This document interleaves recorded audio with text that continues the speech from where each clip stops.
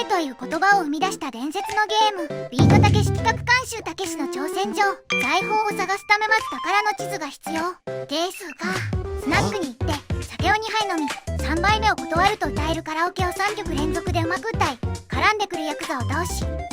らに1時間リアルに放置してやっと手に入る鬼畜仕様。その後も理不尽難易度が続き、攻略本の担当者も攻略できず、攻略本の攻略本が出る始末。ファミ通でクソゲー部門1位に輝きました。さらに発売前日にたけしがフライデーを襲撃し、広告も全面的に自粛。メーカーのタイトーは大打撃を受けたと思いきや、逆に野じ馬的な評判が爆発。80万本の大ヒットで株価は2倍以上に、納税も5億円超と推計されています。こんなゲームにマジになっちゃってどうするの？クソゲーと言われる理由。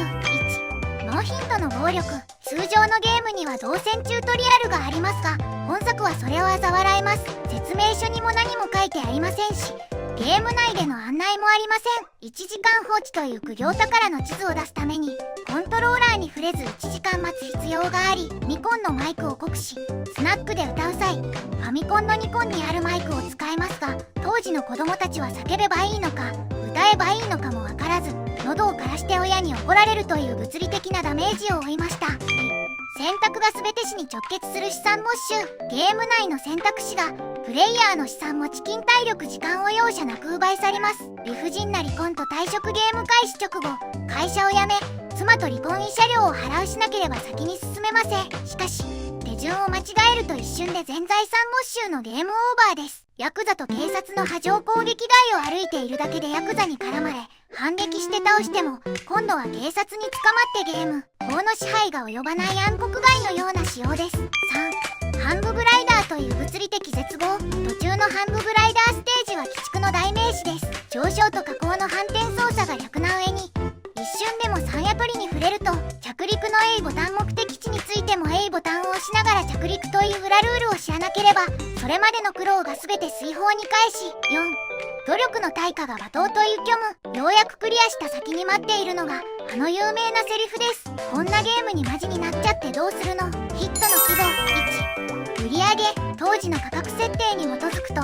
売上規模は以下のようになります。メーカー希望小売価格5300。1986年当時の大卒初任給が約14万円。現在の価値に換算すると約7500円、8000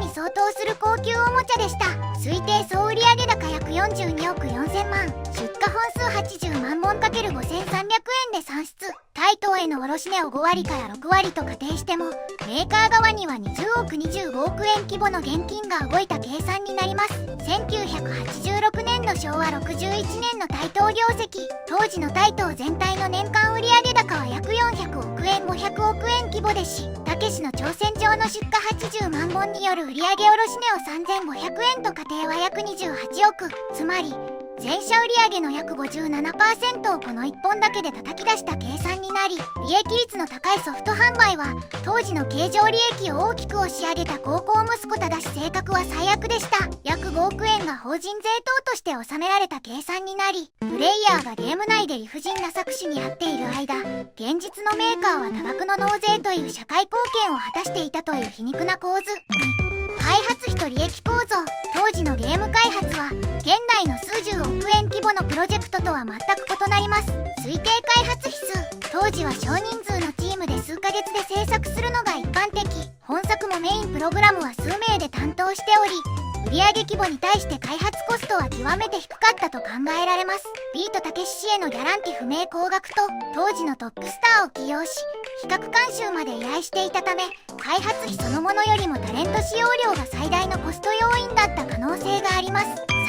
3、返品と中古市場の損失。ビジネスとしての大成功の裏で、小売店や中古市場では以下の金額的な混乱が起きました。中古買取価格の暴落100円500。発売直後にあまりの難易度に脱落者が続出。中古市場に在庫が溢れ返り、値崩れを起こしました。新品で5300円払った子供たちにとっては、数日で資産価値が 90% 以上目減りする大損害でした。4、太田出版の攻略本。ビジネスの太田出版にとって、このゲームの攻略本は文字通り歴史を変えた金額を生み出しました。発行部数約30万部40万部。当時の定価が約400円500。単純計1億5000万円2億円の売上利益の攻略本の内容がたけし本人の意向であえて突き放した内容だったため、制作費編集費は極めて低かったと推測され、しかしあまりの苦情に増刷分からお詫びの文章を載せるといった対応も発生しまし、フライデー襲撃1、発売直前の主役不在という異常事態。ゲームの発売日は1986年12月10日、そのわずか1日前、12月9日にフライデー襲撃事件が発生しました。広告の自粛事件を受けて、テレビ各局はたけし氏が出演する番組や CM の放送を自粛しまし、当然本人を大々的に起用したゲームのテレビ CM も放送できなくなりました。宣伝活動の停止本来なら発売に合わせてメディア露出が増えるはずが、本人は警察の取り調べを受け、芸能活動休止状態。メーカーのタイトーにとっては最大の反則ツールを発売当日に失うという経営上の大ピンチでした。2、不謹慎が逆に付加価値になった皮肉。普通なら発売中止や回収になってもおかしくない状況でしたが、結果は逆でした。やじ馬的な大ヒット事件が連日トップニュースで報じられたことで、皮肉にもビートたけしの名前が日本中に溢れまし、今のうちに買っておき、現象事件の影響で発売禁止になるかもしれない、回収される前に手に入れろという心理が働き、発売直後に売り切れが、図らずもスキャンダルによる特需が発生してしまいました。内容との親和性。ゲームの内容自体が会社を辞める妻と離婚するヤクザを殴るといったバイオレンスなものだった。現実の事件とゲームの世界観がリンクしてしまい、たけしの狂気が詰まった本物のゲームとして伝説化に拍車がかかりました。3、太田出版への影響。攻略本を出した太田出版はもともとサブカルチャーや過激な内容に強い出版社でしたが、この事件によって一気に注目を浴びることになります。情報の錯綜。たけし氏と連絡が取れない状況で、攻略本の制作サイドも本当の正解を確認する術を失いまし、たけしに聞いてくれという投げやりな記述は単なるギャグではなく、本人が不在で本当に聞けないという切実な事情も裏に透けて見えます。ゲームとしての評価。1、創刊感もないファミ通での低評価。1986年に創刊されたばかりのファミコン通信のクロスレビュー。4人のレビュアーが10点満点で採点する名物コーナーでは、当然ながら殿堂入り30点以上には程遠いスコアでした。当時の評価独創性はあるが、あまりに不親切、ゲームとして成立していないといった酷評が並びまし。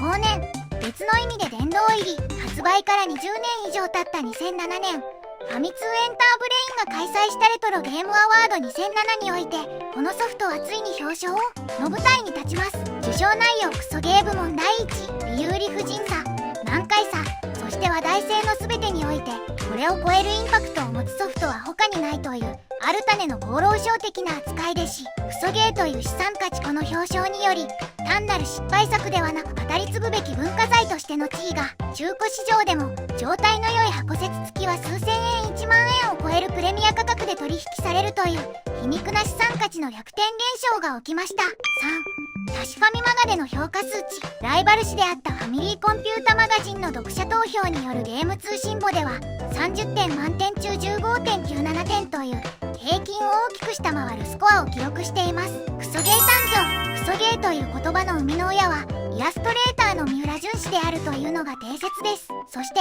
その言葉が世の中に定着し、不名誉な金字塔として確立された最大のきっかけが、まさにこのたけしの挑戦状でした。1、始まりは一揆やボコスカウォーズ。三浦淳氏が最初にこの言葉を使い始めたのは1985年発売の一揆やボコスカウォーズといったソフトに対してでした。当時の感覚お金を払って買ったのに、内容がスカスカで理不尽で、とてもどこか笑えるという、愛すべき欠陥品への自重的なユーモアとして誕生しまし、初期の定義投資ソフト代に対するリターン楽しさが著しく低い、あるいは方向性がおかしい作品を指していまし。たけしの挑戦状がクソゲーを定義した。それまでは一部のサブカル層の言葉だったクソゲーが一気に全国区になったのが1986年末の本作です。圧倒的な知名度。ビートたけしという時代の寵児が関わったことで、普段ゲームをしない層まで購入しまし、笑えないレベルの鬼畜さ。それまでのクソゲーは変なゲームで済みましたが、本作は1時間放置マイクで絶叫など、プレイヤーに肉体的精神的な苦行を強いまし、結果これはクソゲーだという叫びが被害者の多さ80万本に比例して日本中に響き渡り、言葉としての市民権を完全に獲得したの。いかがでしたか？この情報が役に立ったらいいねとチャンネル登録します。